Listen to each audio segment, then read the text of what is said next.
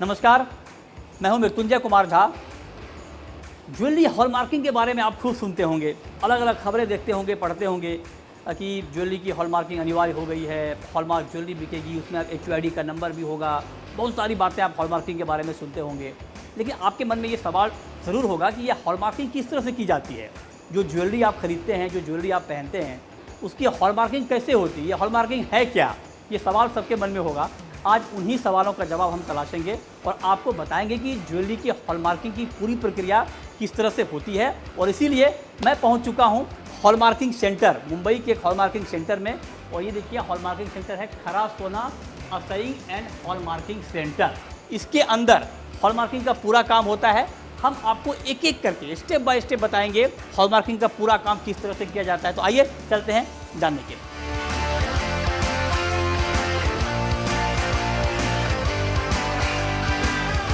बहुत सही वक्त में हम यहाँ पर पहुँचे हैं जब ये हॉलमार्किंग सेंटर के ही स्टाफ हैं और क्लाइंट से ये अभी ज्वेलरी लेकर आए हैं ये हॉलमार्किंग के लिए देने के लिए। कितनी पीस है ये?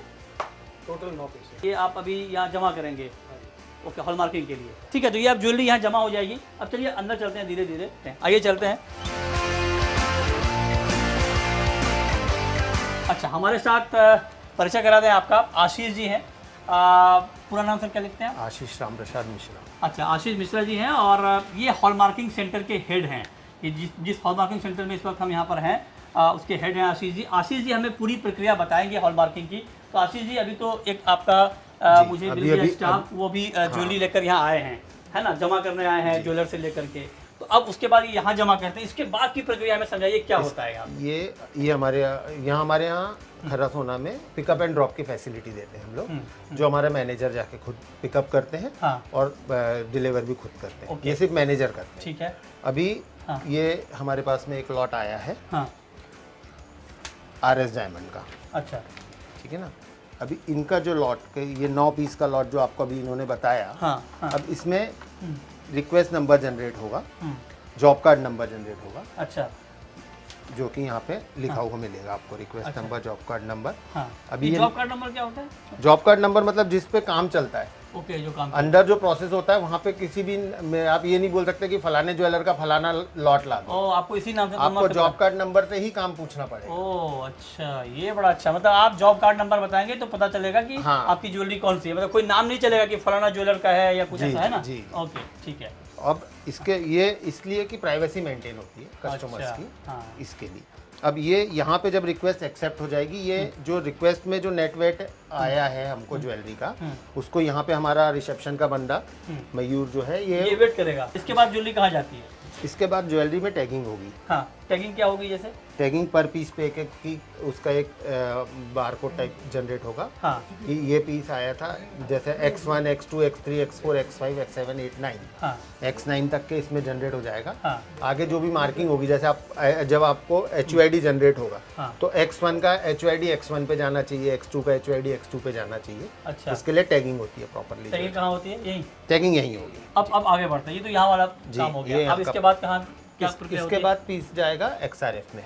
तो चलिए, अब ज्वेलरी की एंट्री हो गई है। अब चलते हैं XRF मशीन में, जहाँ पर हॉलमार्किंग का काम शुरू होता है। यहाँ पे हमारा गोल्ड टेस्टिंग, XRF में गोल्ड टेस्टिंग होता है। अच्छा, वो मशीन आपको बताएगा कि इस पर्टिकुलर ज्वेलरी में कितना गोल्ड है, कितना सिल्वर है, कितने बाकी के अदर केमिकल्स मिक्स किए हुए हैं। Everything will be on the screen. XRF machine जी, अभी देखते हैं। मतलब जैसे आप ह्यूमन बॉडी में एक्सरे करते हैं ना, तो वो ये आप समझ लीजिए कि जो हम लोग एक्सरे कराते हैं, ये ज्वेलरी का एक्सरे है। ये कुछ ज्वेलरी में इतनी चीजें का कंजप्शन हो सकता है। क्या क्या होता है? गोल्ड, कॉपर भी होता है। हाँ, तो मालूम नहीं था ज्वेलरी में कॉपर भी होता है। जी जी, कमाल है सर, मैं तो मालूम ही नहीं। जिंक भी होता है। अच्छा, सिल्वर होता है, टिन होता है, रोडियम होता है, पैलेडियम होता है, iron, cadmium, iridium, osmium and platinum. और इसमें BIS ने 4 ऐसे पर्टिकुलर वो हैं, रुथेनियम, कैडमियम, ये अलाउड नहीं है। ये अगर ऑस्मियम और इरिडियम, अगर ये 4 केमिकल, ये दिखाइए जरा ठीक से। एक बार फिर से बताइए सर, ये जो क्रॉस लगे हुए हैं इसका क्या मतलब हुआ? ये अगर ज्वेलरी में मिल गया तो आपकी ज्वेलरी का BIS का HUID नहीं हो सकता। अच्छा, ये अगर दैट इज मतलब टिपिकल इम्प्योरिटी। क्या क्या मिल गया? रुथेनियम, कैडमियम, हाँ ऑस्मियम हाँ। And iridium. और ये टीन वगैरह मिल जाए, कॉपर मिल जाए चलेगा? बाकी चीजें होती हैं। अच्छा होती है, ये हाँ। 4 चीजें नहीं होनी चाहिए। जी, जैसे ये हम- अगर होगा तो आपकी ज्वेलरी जो है वो जी। पास नहीं होगी, मतलब जी। आपका कैंसिल हो जाएगा। जी, जी, जी। ये रूल लिखा हुआ है। जी, अच्छा एक बार करके दिखाइए सर, ये हाँ। इसमें दिखाना ये भैया जरा कैसे होता है। इनका नाम सिद्धेश है। अच्छा सिद्धेश, ये हाँ। हमारे एक्सरे टेक्नीशियन, ये XRF टेक्नीशियन है। अच्छा ये आपको आगे का प्रोसेस सिद्धेश जरा बताइए कैसे होता है, कैसे डालते हैं आप, कैसे सबसे पहले जब हमारे यहाँ पे ज्वेलरी आती है ना, हाँ तो हम लोग एक एक पैकेट में से निकाल के उसका हर एक पीस हम लोग को चेक करना रहता तो है। डालिए जरा एक बार दिखाइए।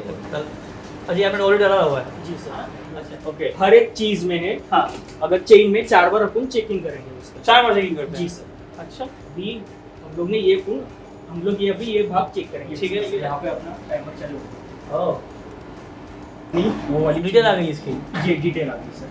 तो ये गोल्ड की प्योरिटी हो गई 916, मतलब जी, 91.69%, जी। राइट। 22 कैरेट ये है। कैरेट है, ये प्योरिटी अच्छा, ये- 91.69। ये प्योर है। तो इसमें बाकी चीज़ें नहीं है, जो क्रॉस है वहाँ पे जो आपने दिखाया जी, वो चीज़ें नहीं है, नहीं तो ये फेल हो जाता हाँ है। ये देखो 00 पॉइंट। एक तो हुक चेक किया आपने, हाँ। अब बॉडी पार्ट चेक करते हैं।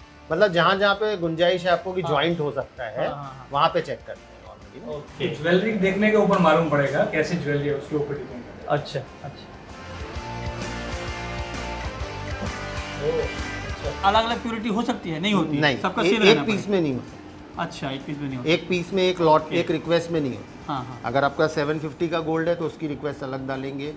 20 मतलब 18 कैरेट का है तो उसकी रिक्वेस्ट अलग आएगी, 20 अच्छा, कैरेट अलग की अलग अलग आएगी, 22 कैरेट ओके। की। तो ये तो एक मतलब ज्वेलरी सेंटर आपके कलेक्शन सेंटर, मतलब जो मेन सेंटर पे आने के बाद जी, जी। वो आ गई एक सरफ मशीन में। जी। यहाँ चेक होने के बाद कहाँ जाता है? यहाँ चेक होने के बाद इसमें की एक सैंपलिंग होगी, हाँ जो स्क्रैपिंग करके सैंपल निकाला जाता है गोल्ड, इसी ज्वेलरी की सैंपल? इसी ज्वेलरी का। अच्छा ठीक है वो ना? कहाँ निकलता है? वो उसके लिए रूम है, मैं आपको दिखाता हूँ। हाँ चलिए चलिए चलिए। सैंपलिंग के बाद चलिए। मतलब आपने समझ लिया कि ज्वेलरी पहले जमा हुई, जमा होने के बाद ज्वेलरी आई XRF सेंटर में, XRF में चेक किया उन्होंने कितना प्योर है ज्वेलरी, ये काम हो गया। अब उसके बाद ये स्क्रैप करके दूसरी टेस्टिंग में जाते हैं, हाँ, अगले स्टेप सैंपलिंग में। में। आगे देखते हैं कैसे होता है ये। हाँ यहाँ पे स्क्रैपिंग स्क्रैपिंग जो दिखाइए सर। Scrapping, cutting. अच्छा ये जैसे इन लोगों ने अभी करके रखा है। बाद में सर सैम्पलिंग होता है। सैम्पलिंग 3 टाइप से होता है, स्क्रैपिंग, हाँ। Cutting and drilling. आप ये कह रहे हैं कि जैसे एक सरफ मशीन में चेक होने के बाद हाँ। सैंपल आप 3 तरह से ले सकते हैं। हाँ। एक तो Scraping, स्क्रैच कर लें, दूसरा Scraping। ड्रिल कर लें, हाँ। और तीसरा कटिंग। कटिंग। जैसे ये मतलब हाँ, कटिंग ये समझिए ये पूरा हेल्थ चेकअप है, आप इसको इस तरह से देखिए। जी। कई बार होता है कि जब हम किसी बीमारी को डायग्नोसिस करने जाते हैं तो पहले आपका पता चला एक्सरे हुआ, एक्सरे में पता नहीं चला, कोई दूसरा टेस्ट हुआ, कई बार सोनोग्राफी, मेमोग्राफी अलग अलग तरह के टेस्ट होते हैं। तो उसी तरह से अलग अलग तरीके से यहाँ पर सैंपल लिए जाते हैं, और 3 तरीके होते हैं सैंपल लेने के। कैसे लेते हैं सैंपल, एक बार दिखाइए ना सर जा करके। ये हम लोग जो भी लॉट में से रेंडमली सेलेक्ट होता है, हाँ हाँ वो चेन उठा के हाँ, उसको ये कट कर दिया आपने, है ना? कट कर। अच्छा ये कट कर, अच्छा ये कट कर दिया, फिर इसको जोड़ेंगे कैसे? आप जोड़ के नहीं, देंगे? ये वेस्ट, ये उनको कॉर्नेट बन के मिलेगा। मैं आपको दिखाऊंगा इसका। अच्छा इसका अभी इसका लैब में टेस्टिंग होगा, ओके। तो ये पिघल जाएगा। हाँ। बोलते हैं ना गर्मी में सोना पिघल जाएगा, तो इसको पिघला ये के सैंपल है, सैंपल है, ये हाँ? सैंपल है, हाँ। ठीक है ना? रिपोर्ट आने के बाद वो रिपोर्ट वेरीफाई होगा, यदि पास है तो तब जाके उसके ऊपर HOID मार्क होगा। मतलब किसी ज्वेलरी में कटिंग करके ली जाती है, जैसे अभी हमने दिखाया आपको कट करके सैंपल लिया गया है, किसी में ड्रिल करके लेते हैं, किसी में स्क्रैच करके लेते हैं। इसको BIS ने जो नाम दिया है हॉलमार्किंग एंड एसेइंग। तो हॉलमार्किंग तो- के सही में क्या फर्क है जरा हाँ, बताइए। हॉलमार्किंग मतलब जो हमको HOID आ गया, उसको हमने जो मार्क किया, हाँ वो डेट इज हॉलमार्किंग। ओके, उससे पहले की उससे प्रक्रिया जो आप प्रोसेस चेक कर रहे हैं, पहले की प्रोसेस है, Assaying। That is assaying. Gold okay test करेंगे ना, हाँ। मेल्ट करके, हाँ। वो पूरी प्रोसीजर है ऐसे की जो लैब में होती है। अच्छा चलिए लैब पे देखें सर। आइए। ये अच्छा बताया आपने, अब लैब चलते हाँ, हैं। मैं आपको देखिए अपने- अब मैं आपको एक एक स्टेप बाय स्टेप प्रोसेस बता रहा हूँ कि ज्वेलरी जमा हुई काउंटर पे, जमा होने के बाद एक XRF मशीन में आई, XRF मशीन में चेक होने के बाद वो सैंपलिंग के लिए आई। सैंपलिंग 3 तरीके से, जैसा कि अभी हमने आपको बताया, कटिंग, ड्रिलिंग या स्क्रैच करके आप लेते हैं। सैंपल लेने के बाद ये ज्वेलरी जाती है फाइनली लैब में। अब हम चल रहे हैं लैब। ये देखिए लैब है, ये हॉलमार्किंग सेंटर का लैब है, लेबोरेटरी यहाँ पर लिखा हुआ है। अब हम लैब में घुस चुके हैं। मुझे भी बताया गया कि लैब में ना तो फ़ैन होता है, ना AC, और गर्मी में 1070 टेम्परेचर है, कोई फ़ैन नहीं, कोई AC नहीं, इसमें ये काम होता है। हम तो एक शब्द हॉलमार्किंग सुनते हैं, लगता है कि हाँ, लेकिन उसके पीछे बहुत लंबी चेन होती है, बहुत लंबा काम करना पड़ता है। आप ज़रा हमें समझाइए मैडम कि कैसे आप यहाँ पर टेस्ट करती हैं ज्वेलरी। सिंपल आपका ये है क्या? अच्छा ये सैंपल है, ये अच्छा। चेन है, ये जॉब कार्ड नंबर जिस जॉब कार्ड से आता है हाँ। उसको सी लिख के उसका जो नंबर रहता है कोडिंग नंबर वो और उसका वेट लिखा जाता है। ठीक है। ये सैंपल है। अच्छा। ये 740 मिलीग्राम का है। अच्छा 740 मिलीग्राम का है। ओके, अब इसको क्या करेंगे आप? देखिए जरा, ये बड़ा इंटरेस्टिंग है, आपको हमें देखना चाहिए, समझना चाहिए कि कैसे हॉलमार्किंग की जाती है। अब क्या करेंगे इसको आप? रीडिंग स्क्रीन ग्रेफाइट क्रूसिबल रहता है। इसमें जब आप ज्वेलरी डालती हैं इसमें डाल के, तो कितनी देर रखना पड़ता है आपको मेल्ट होने के लिए? 10 मिनट्स। 10 मिनट में मेल्ट हो जाता है। ये सैंपल है, इसको इसमें डाला आपने? हाँ। इसको इससे चारकोल पाउडर से थोड़ा कवर कर देंगे। ये सैंपल रखने का, उसको आप कह सकते हैं कि कंटेनर है ना, कंटेनर में जो सैंपल रखा उसको गया, हमने पहले हाइड्रेट किया, कंटेनर को पहले हीट किया ताकि जो सैंपल उसमें ख़राब ना हो। पूरा ध्यान रखना पड़ता है कि मॉइस्चराइजर ज़्यादा ना हो जाए और तमाम चीज़ों का ख्याल रखना पड़ता है।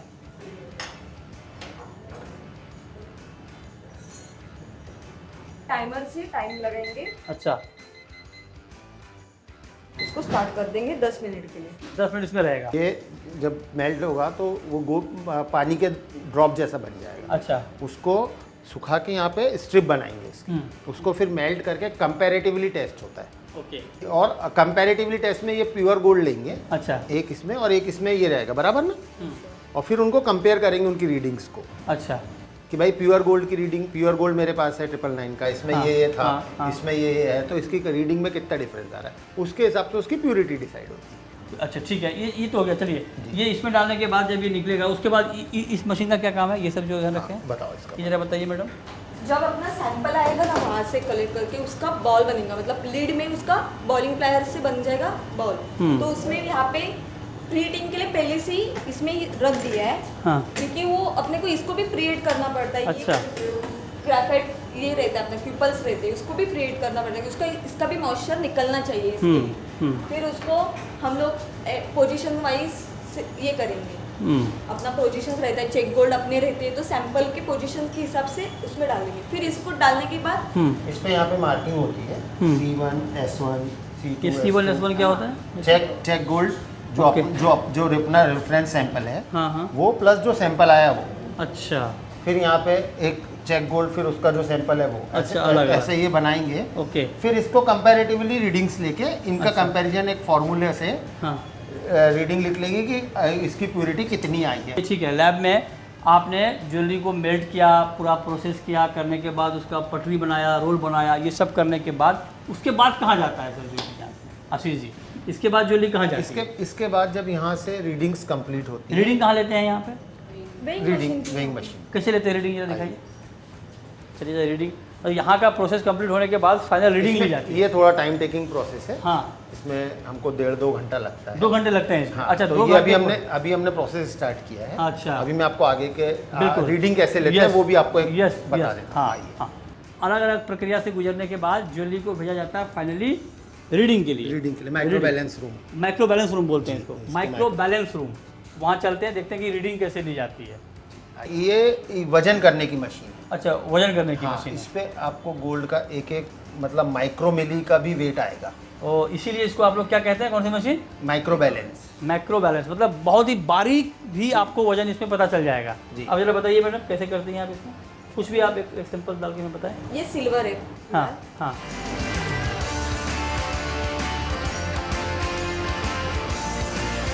इसको केयरफुली हैंडल करना पड़ता है क्योंकि जो भी वेट होगा ना वो एक्यूरेट आना चाहिए, नहीं तो पूरा हिल जाएगा। इसके लिए ये एंटी वाइब्रेट टेबल है। एंटी वाइब्रेट टेबल, वाइब्रेट, ये कह रहे हैं कि इस पे चढ़ के आप जंप करेंगे। ये कह रहे हैं कि इस पे चढ़ के आप जंप भी कर जाओ तो वाइब्रेट नहीं करेगा। एंटी वाइब्रेट टेबल पर ये मशीन रखी गई है जहाँ पर वजन चेक करती हैं आप। हैं, बताइए आगे। फिर ये वेट रहते हैं ना,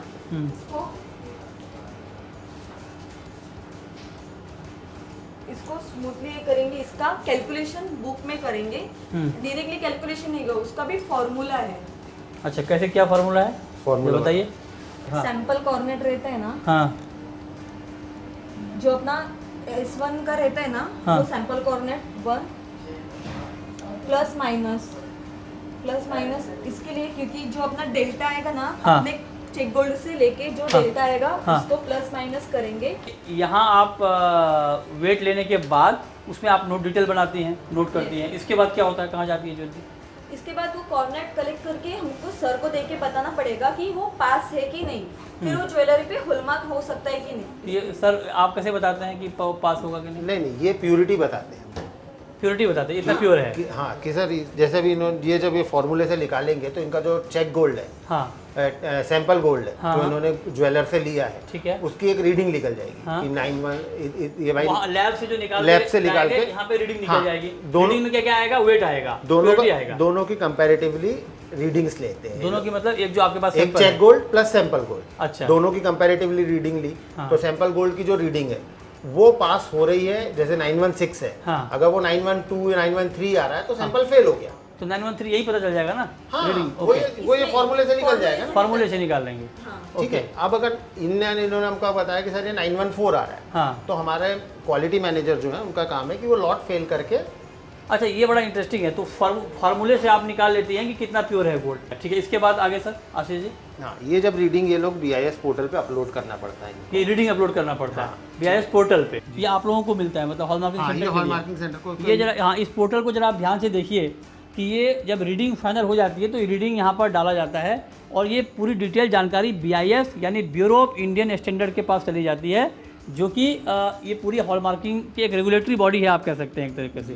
कि देखिए item list for fire essaying, ये प्रोसेस जो है इसमें जब ये रीडिंग डाल देती हैं गोल्ड का कि कितनी प्योरिटी है, तो उसके बाद ये कब तब प्रोसेस कंप्लीट होता है। मान लीजिए यहाँ पे जब डालने के बाद HUID नंबर जनरेट होता है तो आपको यही दिख जाता है क्या सिस्टम पे HUID आ गया नंबर उसका? नहीं, वो QM डैशबोर्ड पे दिखता है, क्वालिटी मैनेजर के डैशबोर्ड पे। अच्छा हाँ, फिर क्वालिटी मैनेजर जो लॉट है हाँ। वो बोलेगा लेजर मार्किंग के लिए, अच्छा क्योंकि उसके बाद में फिर मार्किंग का काम बचा हाँ। कि वो HUID जो आया है हाँ। उसको वो ज्वेलरी पे एक एक पीस पे मार्क करेंगे। ये कहाँ काम होता है? ये वो दिखाइए। सबसे लास्ट में।